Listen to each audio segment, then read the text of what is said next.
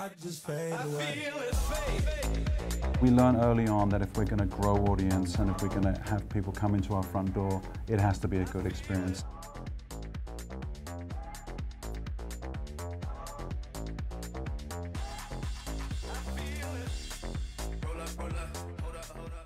I suppose my main focus has been getting familiarized with our portfolio, and this is sort of the first time I've had such iconic brands like Cosmo and Hearst to work on, which is really, really fantastic. So the strategy is well underway, and I've just been trying to pick up and make it better and keep driving it forward. So we keep growing our online audience. It's actually a really fantastic success story with how our audience is growing.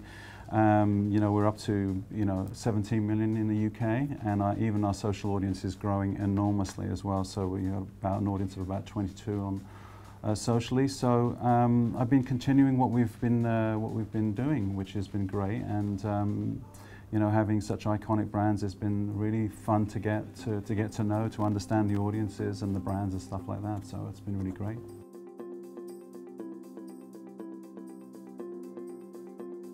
We're driving growth by really responding to what our customers are asking for, and our clients come to us because of our brands. We work a lot of partnerships with them, which are very exciting to work with them.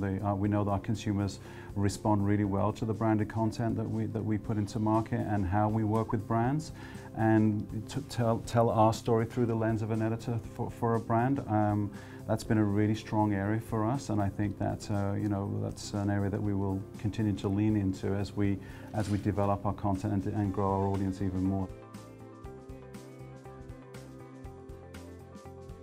As we've learned over the years as a premium publisher, and transitioning from a monthly cadence to a much more frequent publishing cadence as in digital, you have to treat the process very differently. So we still talk to our audiences the same way through the same high quality content, but on the digital part, each one of our brands has their own editor. So it really is a matter of understanding that the web is a very different platform, and you have to adjust to how people are consuming content on that platform. So something like Cosmo is producing close to 30 articles a day, and we also have a news desk as well, so that the editors can actually share some of the content and that they're creating as well. So there's a very different cadence. So from that point, we do treat them differently, but in terms of how we address our audiences, it's pretty much the same.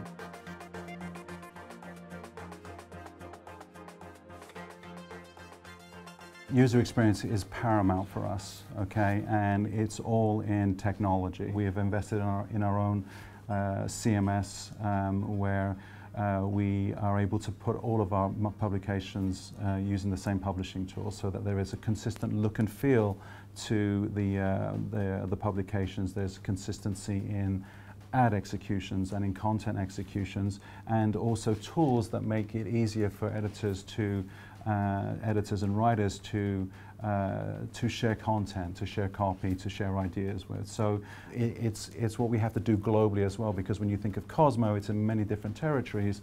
It's easier to execute campaigns and articles globally when everything is on one platform. So I think that we have a rather kick-ass CMS that is really helped us drive that strategy, and also really helped us build audience as well.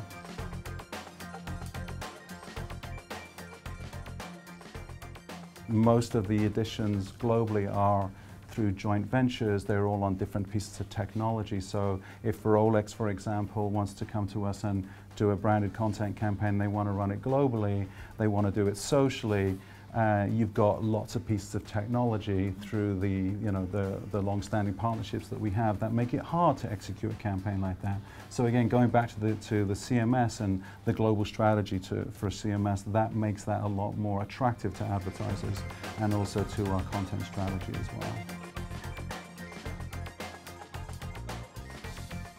It has to do with authenticity, and we've been doing this a very long time. One of the things I loved about Hearst is that some of our titles are over 150 years old.